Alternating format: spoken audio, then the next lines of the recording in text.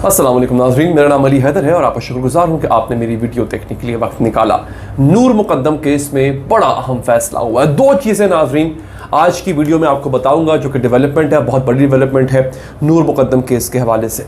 सबसे पहले तो हुआ ये है कि ज़ाहिर जाफ़र के जो वालिदैन हैं, अस्मत आदम जी वालदा और ज़ाकिर जाफ़र, इन दोनों की जो बेल एप्लीकेशन थी यानी इनकी जो ज़मानत की दरख्वास्तें थीं उनको रिजेक्ट कर दिया गया है।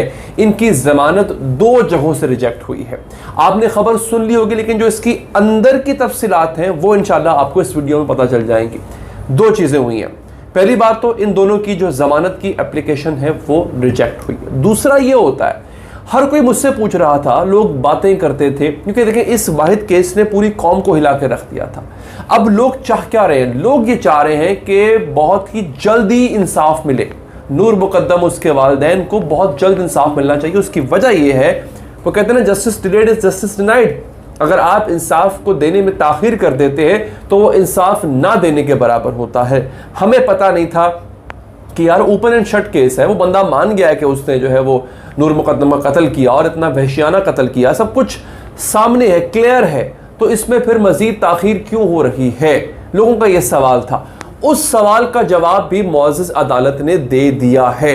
तो आइए मैं आपको इन दोनों चीज़ों के हवाले से तफसीलात से आगाह करता हूँ। मगर आगे बढ़ने से पहले अगर आप चाहें इस चैनल को सब्सक्राइब करें, इसको जो है मज़ीद पजीराई दें, क्योंकि इस तरह की अपडेट्स आपको इंशाल्लाह इसी चैनल से मिलती रहेंगी। और जो फेसबुक पर देख रहे हैं दोस्तों, फेसबुक पेज को फॉलो करें।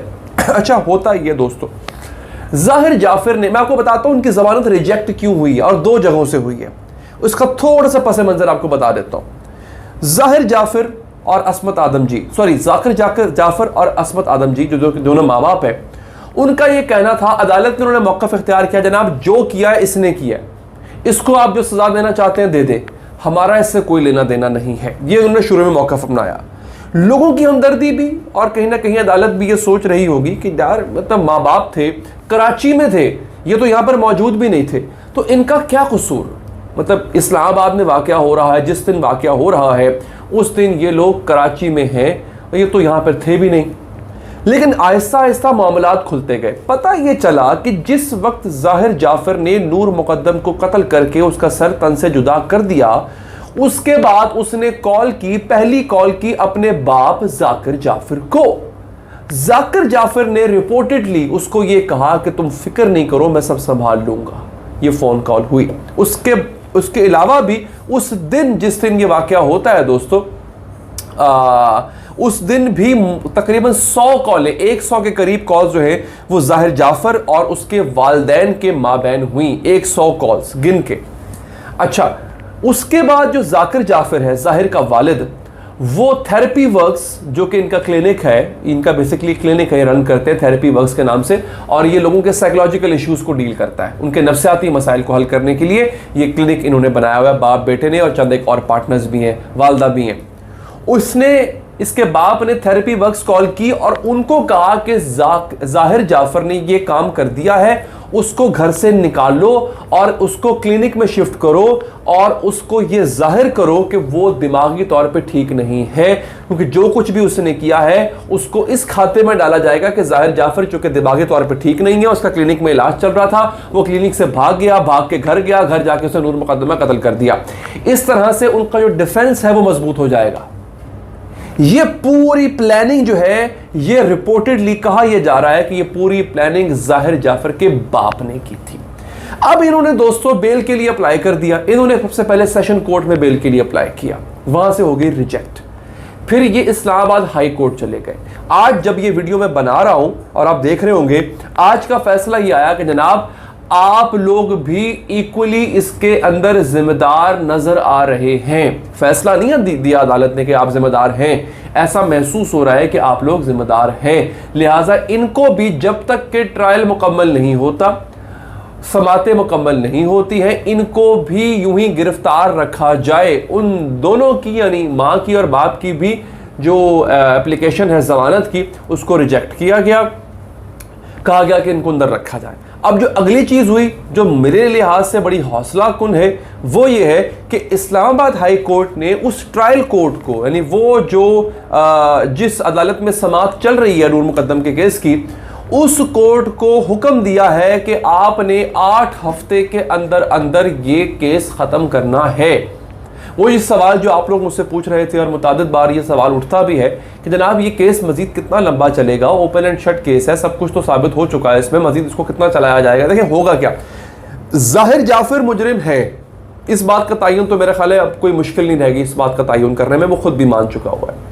लेकिन उसका साथ किस किस ने दिया? देखिए ये ना होना कि किसी जल्दबाजी में किसी एक शख्स को सजा देने के चक्कर में, जो कि वाकई कसूर याफ्ता है, जो वो लोग जिन्होंने जाहिर का साथ दिया वो भी तो उतने ही मुजरिम है ना जी, तो वो ना कहीं बच के निकल जाए। और यही रिमार्क्स ऑनरेबल अदालत ने दिए कि आनत करने वाला भी उतना ही, आनत मतलब ताउन करने वाला, किसी के कत्ल में ताउन करने वाला, मदद करने वाला किसी के कत्ल में उतना ही जिम्मेदार होता है जितना कि कातिल खुद होता है जिम्मेदार। तो मेरा भी यही मानना है कि 8 हफ्ते का जो टाइम दिया है मुअज़्ज़ज़ अदालत ने ट्रायल कोर्ट को कि वो इस दौरानिए में इसका पूरे का पूरा केस जो है वो सुन के, इसकी समाअतें सुन होके हो जाएं और ये मुकम्मल हो जाए केस और फैसला आ जाए, ये बड़ी हौसला कुन बात है, बड़ी अच्छी बात है।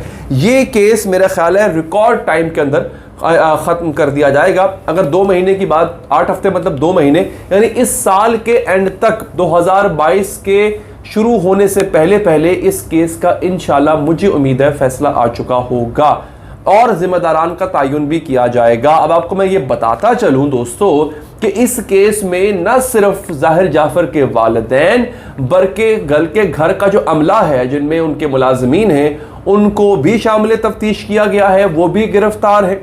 इसके साथ साथ फिलहाल गिरफ्तारी तो कोई नहीं हुई लेकिन तफ्तीश जारी है थेरेपी वर्क्स के उन मुलाजमीन की जो कि जाहिर जाफर और उसके बाप के लिए काम करते थे, और उसके बाप यानी जाकिर जाफर के कहने पे वो उसके घर इस नियत से गए कि वहां पे जाके इसको कवर अप किया जाए, यानी जाहिर जाफर के इस गंदे काम को जो उसने कर दिया था उस पर पर्दा डालने की कोशिश की जाए। अलबत्ता हुआ ये कि जब वो वहां पर पहुंचे तो वो पर्दा डालने में कामयाब नहीं, वो कोशिश ही नहीं कर पाए पर्दा डालने की। उसकी वजह ये है, जाहिर जाफर को वो जब एक साहब है, उनकी ऑडियो लीक हुई थी, मैंने उस पर वीडियो बनाई थी कि जाहिर जाफर उसका गला काट रहा था जिस वक्त वो पहुंचा, उसने उसको रोकने की कोशिश की तो जाहिर जाफर ने उस शख्स पे जो थेरेपी वर्क्स का मुलाजिम था या पार्टनर था मेरा ख्याल है, जो भी था डायरेक्टर था आई गेस, उस पर भी चाकू से हमला किया और उसका हाथ भी जख्मी हुआ। लिहाजा अभी तक ये इस्टेब्लिश नहीं हुआ कि थेरेपी वर्क्स वाले जो हैं वो उसके बाप के कहने पे वाकई कवर अप करने गए थे या नहीं गए थे। अलबत्ता ये बात सामने ज़रूर आई है कि बाप ने ज़रूर कहा था कि जाओ और जाके उसको कवर अप करो। मज़ीद अपडेट्स के लिए और ख़ास तौर पे इस केस के हवाले से मज़ीद अपडेट्स के लिए अगर आप चाहते हैं कि आप अपडेटेड रहें, चैनल को सब्सक्राइब करें, फेसबुक पेज पर फॉलो करें। मुझे दीजिए इजाज़त, अल्लाह ने के बाद।